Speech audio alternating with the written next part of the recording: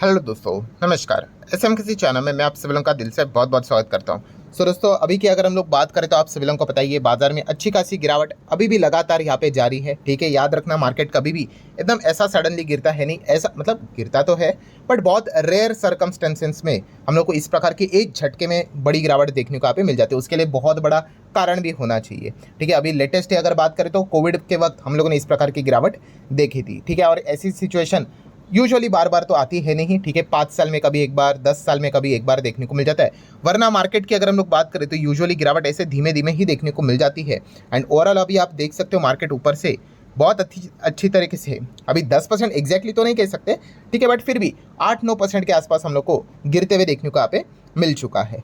ठीक है, सो एक गिरावट के साथ साथ अगर हम लोग बात करें दोस्तों, तो एक और बैड न्यूज़ भी हम लोग को ज़रूर देखने को यहाँ पे मिल रही है। बैड न्यूज़ मतलब क्या? ऑब्वियसली इस न्यूज़ को थोड़ी ना हम लोग वेलकम करेंगे, वाह क्या मस्त न्यूज़ है करके। सो दोस्तों, वो न्यूज़ है हमारा इंडियन रुपी। यस, हमारी भारतीय करेंसी की अगर हम लोग बात करें तो लगातार डिप्रिशिएट हो रही है, कमज़ोर हो रही है अगेंस्ट यूएस डॉलर। यस, मतलब क्या है, डॉलर की वैल्यू लगातार बढ़ती जा रही है और हमारे इंडियन रुपी की वैल्यू लगातार कम होती जा रही है। एक ज़माना की अगर हम लोग यहाँ पे बात करें, पहले तो चलो मैं आपको दिखा देता हूँ अभी क्या चल रहा है। तो 84.11 एक डॉलर चाहिए तो आपको इतना देना पड़ेगा। ठीक है, अगर मैं यही 5 साल पहले का डेटा अगर आपको दिखा दूँ, ठीक है, मैंने 5 साल पहले का डेटा ओपन कर लिया है और एकदम पीछे चले जाता हूँ, कितना, $1 अगर हम लोगों को यहाँ पे चाहिए होता था, $1, तो उसके लिए लगभग 70-71 रुपये देने पड़ते थे। ठीक है, और अभी कितना देना पड़ रहा है सेम एक ही डॉलर के लिए? 84 रुपीज़ से भी ज़्यादा। तो हमारा रुपी कैसे हो रहा है, वीक हो रहा है कि नहीं? डॉलर की वैल्यू देखो कैसे बढ़ रही है। ठीक है, यही अगर मैं मैक्सिमम चार्ट पैटर्न आपके सामने रख दूँ, 2003 में, मतलब जो भी डेटा अवेलेबल है, $1 के लिए कितना देना पड़ता था? 45 रुपया, रफली 45 रुपया। ठीक है, बीच में 2008 में ज़बरदस्त मंदी जब नीचे आई थी, तो आप देख सकते हो लगभग 40 रुपये के आसपास $1 था। एंड उसके बाद आप देख सकते हो धीमे, मतलब ये सारी चीज़ें हम लोग को ऐसे बदलते हुए देखने को यहाँ पे मिल रही थी। फिर 60, फिर 70, फिर अभी 80, अभी 84 हम लोग को देखने को यहाँ पे मिल रहा है। ठीक है, और जिस रफ्तार से लगातार डॉलर यहाँ पे मजबूत हो रहा है, ऐसा भी लग रहा है भाई वो दिन भी दूर नहीं कि हम लोग कभी तो देखेंगे कि $1 के बदले हम लोग को 100 रुपया देना पड़े। तो ये बिल्कुल भी अच्छी बात है नहीं। ठीक है, ये थोड़ी ना कोई मतलब सेलिब्रेट करने वाली बात है। और आज के दिन की बात करें दोस्तों, ये जो आप लेवल देख रहे हो 84.11, ये सबसे लोएस्ट लेवल देखने को मिल रहा है हमारे इंडियन रुपी का। मतलब इस लेवल तक अभी तक इंडियन रुपी कभी गिरा नहीं था, जो अभी देखने को भी यहाँ पे मिल रहा है। एंड अभी आगे जिस हिसाब से जा रहा है, ऐसा लग रहा है कि 85 भी यही साल खत्म होते होते भी शायद से देखने को मिल जाए। ठीक है, तो भी ताज्जुब की बात यहाँ पे नहीं होगी। तो ऑब्वियसली इंपोर्ट एक्सपोर्ट के चलते इसके ऊपर हम लोग को काफ़ी कुछ परिणाम पड़ते हुए देखने को यहाँ पे मिल जाता है। ठीक है, एंड आरबीआई की अगर हम लोग यहाँ पे बात करें दोस्तों, तो आरबीआई ने स्टिल हम कह सकते हैं कि 84.11 जो हम लोग को देखने को मिल रहा है, वो भी आरबीआई ने कुछ चीज़ें यहाँ पे की है इस चीज़ के चलते, वरना ये शायद से और भी कमज़ोर हो सकता था। मतलब रिपोर्ट के जरिए जो पॉइंट्स है वो आपके सामने रखना चाहूँगा कि लगातार हमारा इंडियन रुपी वीक हो रहा है, उसको सपोर्ट देने के लिए आप देख सकते हैं रिपोर्ट के जरिए बोला जा रहा है कि शायद से आरबीआई ने भारी मात्रा में डॉलर यहाँ पे बेचे हैं। Yes, RBI likely selling dollar for what? To support Indian rupee am the equity outflow. लगातार फॉरेन इंस्टीट्यूशनल इन्वेस्टर माल बेच रहे कि नहीं? अगर वो माल बेचेंगे उनको क्या मिलेगा? रुपी मिलेगा। अभी वो रुपी थोड़ी ना हमारे खुद के देश में लेकर जाएंगे, उनको क्या चाहिए? डॉलर चाहिए। तो ऑटोमेटिकली क्या हो जाता है, डॉलर की डिमांड बढ़ जाती है।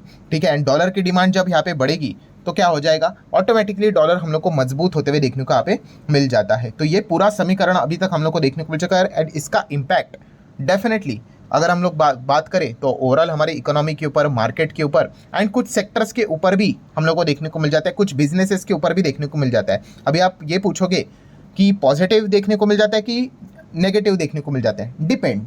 बहुत ही सिंपल सा लॉजिक है कि अगर आप कोई सामान यहाँ पे देश के बाहर बेचते हो तो क्या करते हो आप एक्सपोर्ट करते हो। तो एक्सपोर्ट जब करोगे तो आपके घर में पैसा आएगा, कैसे आएगा भाई? डॉलर में आएगा। तो भाई आप तो खुशी हो जाओगे, आप बोलोगे 84 क्या 100 हो जाने दो। ठीक है, क्योंकि हमारे ऊपर जो बिल मिलेगा भाई वो डॉलर के हिसाब से हम बनाते हैं। ठीक है, तो अल्टीमेटली उनको, सामने वाले को डॉलर पे करना है, हमें तो फ़ायदा ही यहाँ पे होगा। ठीक है, अगर मैं आपको एक एग्जांपल दे दूँ कि हम इंडिया में रहते हैं, ठीक है, और यहाँ पे अगर चलो अमेरिका की बात करते हैं तो हमने कुछ सामान यहाँ पे उनको भेज दिया, वो बोलेंगे चलो इसके लिए $100 आपको हम भेज रहे करके, ठीक है। अब उनको थोड़ी ना फ़र्क पड़ता है कि $100 का वैल्यू हमारे इधर कितना चल रहा है, 80 चल रहा है, 90 चल रहा है, 50 चल रहा है, वो तो $100 भेज ही देंगे। जब हम लोगों ने डील की थी तब आप मान के चलिए, ऐसे रफली कुछ भी बोल रहा, 60 रुपये पे चल रहा था $1, ठीक है, और जब यहाँ पे पेमेंट आ रहा है तब तक वो 80 तक चला गया था। भाई फुकट में 20 रुपये हम लोग को फायदा हो गया। मतलब क्या है, कंक्लूजन क्या है, अगर आप ये सोच रहे हो कि इससे फायदा होता है कि नुकसान होता है, एक्सपोर्ट करने वाली कंपनीज को जिनको डॉलर फॉरेन करेंसी मिलती है उनके लिए फायदेमंद चीज़ है, और जो इंपोर्ट करता है सामान भाई उसके लिए तो नेगेटिव चीज़ है, ठीक है। उसको तो $100 चुकाना है, अभी वो $100 मतलब डॉलर खरीद के देना है भाई, फिर वो डॉलर अभी आज 84 का है, कल 85 होगा, कल 100 होगा, भाई तुम जानो, हमें चाहिए $100 तो $100। तो जो इंपोर्ट करवाता है भाई उसके लिए नेगेटिव, जो एक्सपोर्ट करता है उसके लिए पॉजिटिव। तो उस हिसाब से आप लोगों ने देखना यहाँ पे पड़ेगा। तो चलो स्टार्ट करते हैं। सबसे पहले बेनिफिट वाली कंपनियां, बेनिफिट वाले बिजनेस। इसका अर्थ ये नहीं कि भाई कि यहाँ पे ये कंपनियां रॉकेट ही बनेंगी करके, मैं आप लोगों को एक ओवरऑल बिजनेस बता रहा हूँ। तो सबसे ज़्यादा इंडिया क्या चीज़ एक्सपोर्ट करती है, तो हमारे IT सर्विसेज। आप सभी लोगों को पता है पूरे दुनिया में अगर इंडिया का कोई दबदबा है, कोई पहचान है, वो इंफॉर्मेशन टेक्नोलॉजी IT सर्विसेज के चलते ही है। भारी मात्रा में हम लोग चीज़ों को यहाँ पे एक्सपोर्ट करते हैं। आपने देखा भी होगा, ये जितने भी कंपनियाँ देखने को मिल जाती है, Infosys, HCL take, TCS, then Wipro, take Mahindra, ये जितने भी कोफोर, ये सारे, ओरेकल की अगर हम लोग बात करें, इनका कमाई देख लो, सबकी कमाई 50% एटलीस्ट अमेरिका से आती है। देन और बची हुई 30% के आसपास, रफली 30-25% यूरोप से आती है। मतलब क्या है कुल कंक्लूजन, कि भाई इनको जो पेमेंट इनका काम का मिलता है वो डॉलर में मिलता है, ठीक है। पहले जो काम ये करते थे उसके लिए मतलब इनको मान लो $100 मिलता था, पर तभी 60 रुपये पे चलता था $1, ठीक है। आज वही 80 का हो गया भाई। तो आप देख सकते हो सेम चीज़ के लिए उनको ज़्यादा बेनिफिट मिल रहा है, ठीक है। मतलब जितना डॉलर यहाँ पे मजबूत होगा, हमारा इंडियन रुपी जितना कमज़ोर होगा, IT कंपनीज उतनी ही ज़्यादा हम लोग को मुनाफा कमाते हुए देखने को यहाँ पे मिल जाती है।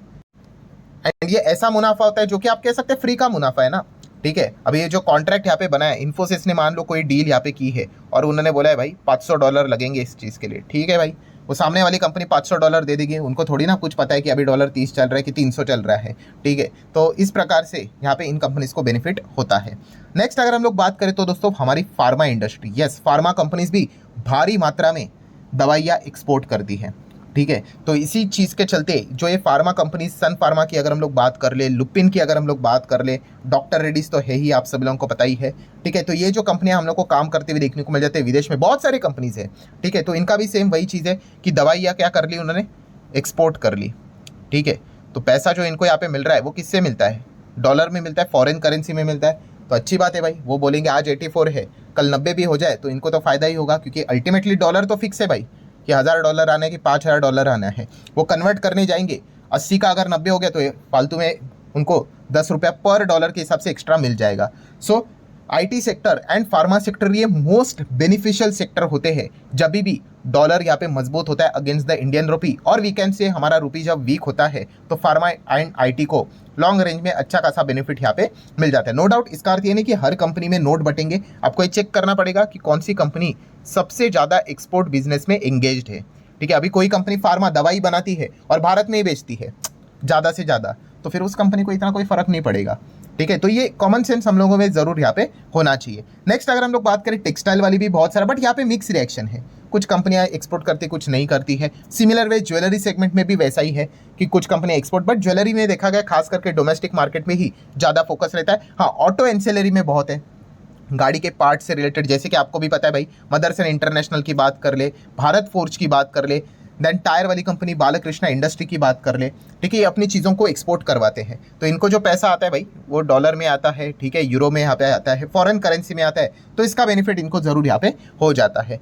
देन अगर हम लोग बात करेंगे एग्रोकेमिकल्स, एग्रोकेमिकल की अगर हम बात करें तो इसमें PI इंडस्ट्री है, UPL है, रैलीज इंडिया है, ठीक है। इनको भी अच्छा खासा बेनिफिट इन चीज़ों के चलते मिल जाता है भाई, कोई रिकमेंडेशन नहीं, जस्ट आपको मैं इन्फॉर्मेशन दे रहा हूँ, ठीक है। देन सिमिलर वे अगर हम लोग बात करें तो कौन दुखी हो जाता है, जैसे कि अभी मैंने आप लोगों को बताया, दुखी तो वही होगा कि भाई वो जो सामान इंपोर्ट करवाएगा, ठीक है। आपका पहले से ही बिल बन के रखा हुआ है कि $1000 आपको देने हैं करके, और तभी डॉलर चल रहा था 80 का, अभी चल रहा है 84 का, ठीक है भाई, लग गया फटका, आपको एक्स्ट्रा $4000 देना पड़ेगा, ठीक है। सामने वाले को थोड़ी ना फर्क पड़ता है, वो बोलेगा मुझे डॉलर निकाल के दे भाई, वो 80 का 90 हो जाए, 90 का 50 हो जाए, भाई हमें उससे लेना देना नहीं है। तो इसलिए जो चीज़ें सबसे ज़्यादा इंपोर्ट करवाई जाती है उनके लिए झटका रहता है। जैसे कि अगर हम लोग बात करें क्या इंपोर्ट करवाते हैं, भाई इंडिया तो सबसे ज़्यादा क्रूड ऑयल ही इंपोर्ट यहाँ पे करवाता है। तो इसमें अगर देखा गया तो रिलायंस, अभी रिलायंस में थोड़ा सा स्टार लगाना चाहूँगा। स्टार मतलब क्या, रिलायंस ना दोनों जगह पे काम करता है। मतलब कैसे, देखो वो क्रूड यहाँ पे मंगवाता है, बाहर से क्रूड आता है, उसको रिफाइंड करवाता है, एंड उससे जो भी पेट्रोकेमिकल वाली जो चीज़ें बनती है उसको एक्सपोर्ट भी करवाता है। ठीक है, तो रिलायंस ऐसा है कि आपको दोनों जगह पे भी देखने को मिल जाए। ठीक है, एक्सपोर्ट करने के बाद भाई उनको पैसा भी डॉलर से ही मिलता है। ठीक है, बट क्रूड इंपोर्ट करवाने के लिए लगता है भाई वो भी डॉलर में देना पड़ता है। तो नेट नेट आपको चेक करना पड़ेगा कि क्या इंपैक्ट पड़ रहा है करके। ठीक है, सिमिलर वे बाकी की कंपनी की बात कर ले, HPCL की बात कर ले, BPCL की बात कर ले, इंडियन ऑयल की बात कर ले। ठीक है, इनको क्या है भाई, डॉलर से पेमेंट करना है ना, अरे क्रूड मंगवाना है तो कर लो पेमेंट भाई, जितना यहाँ पे महंगा होगा उतना झटका लगेगा। ऊपर से डॉलर के साथ साथ क्रूड भी खुद से ही बढ़ रहा है तो वो और डबल झटका लग जाता है। देन अगर बात करेंगे तो भाई क्रूड महंगा, एविएशन कंपनीज के ऑपरेशंस महंगे हो जाते हैं। ठीक है, लीज के ऊपर बहुत सारी चीज़ें की जाती है, तो लीज का जो पेमेंट रहता है वो डॉलर में देना पड़ता है। तो इस चीज़ के चलते इंटरग्लोब एविएशन, स्पाइस जेट जैसी कंपनीज को इस चीज़ का झटका लग जाता है। Then similar way auto industry वाली कंपनीज को इस चीज़ का झटका यहाँ पे लग जाता है। जितना ही महंगे यहाँ पे हो जाएंगे तो आप सभी लोगों को पता ही है कि दिक्कत हम लोग को देखने को मिल जाती है। ठीक है, अभी इसमें भी बहुत सारे इफ बट है, एक ही इसमें मत पकड़ लेना कि ऐसा ही होता है करके। अभी जैसे कि अगर हम लोग बात करें टाटा मोटर्स, टाटा मोटर में JLR है, तो ये बहुत सारी अपनी गाड़ियाँ विदेश में बेचते हैं, तो इनको पैसा भी डॉलर से यहाँ पे आता है। तो ऐसा मिक्स रिएक्शन देखने को भी मिल जाता है। तो ये आपको बिजनेस की समझ प्रॉपरली होनी चाहिए। मेटल की बात करें तो यहाँ पे भी मिक्स रिएक्शन देखने को मिल जाता है। बहुत सारी कंपनियां मेटल से रिलेटेड कुछ कंपोनेंट्स इंपोर्ट करवाती है। ठीक है, सिमिलर वे अगर हम लोग बात करें इलेक्ट्रॉनिक्स में बहुत सारी चीज़ें बाहर से आज भी मंगवाई जाती है। ठीक है, हमारे इधर जो मैक्सिमम बिजनेस चलता है ना वो असेंबलिंग का चलता है, पार्ट्स जोड़ते हैं, आता है तो बाहर से ही आता है। ठीक है, तो इसलिए इलेक्ट्रॉनिक वाली जितनी भी कंपनियां यूजुअली हम लोग को देखने को मिल जाती है, सो उनके लिए भी एक मुश्किल भरा समय रहता है। जब जब डॉलर मजबूत होता है हमारे रुपये के अगेंस्ट, तो इनका जो रॉ मटेरियल रहता है, जो बाहर से सामान ये मंगवाते हैं हमारे देश में, ठीक है, तो उनके लिए दिक्कतें यहाँ पे क्रिएट करवा देता है। सो कुल मिला के अगर हम लोग यहाँ पे बात करें दोस्तों, तो ऑब्वियसली डॉलर का यहाँ पे स्ट्रांग होना, मजबूत होना हमारी इकोनॉमी के लिए, कुछ कंपनीज के बिजनेस के लिए बिल्कुल भी अच्छी बात होती नहीं है। ठीक है, बट जिस रफ्तार से लगातार डॉलर अप्रिशिएट होते हुए देखने को मिल रहा है, ठीक है, शायद से ऐसा भी कभी भविष्य में ऐसा दिन आएगा, ऐसा लग ही रहा है कि वो 100 को भी टच कर ले। मतलब $1 के लिए हमें 100 रुपया यहाँ पे देना पड़ सकता है। और जिस दिन ये चीज़ें होंगी तो पॉलिटिक्स और नेक्स्ट लेवल की हम लोग को देखने को यहाँ पे मिल जाएंगी। सो ठीक है दोस्तों, नॉलेज पर्पस के लिए जितने इंपॉर्टेंट पॉइंट्स थे वो सारे मैंने कवर कर लिए। वीडियो हेल्पफुल लगा होगा, चाहो तो लाइक एंड शेयर कर सकते हैं। मिलते हैं नेक्स्ट वीडियो, तब तक के लिए बाय बाय।